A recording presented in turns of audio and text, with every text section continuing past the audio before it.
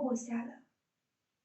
Mă așez pe pat încetișor și perna e la spate, iar plapuma o trag cu dor și iar se face noapte. O oboseală se ivește pe chipul dulce, liniștit, iar visul tainic prevestește că noaptea iar a amurgit. Și oboseala lin tot trece și ea e dimineață, cu soarele care lucește, îndemnând spre o nouă viață.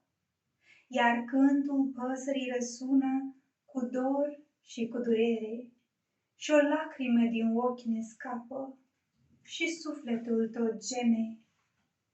Un zâmbet blând pe chip se arată, de parcă ar vrea să spună că totul e perfect în viață, că nu mai e furtună.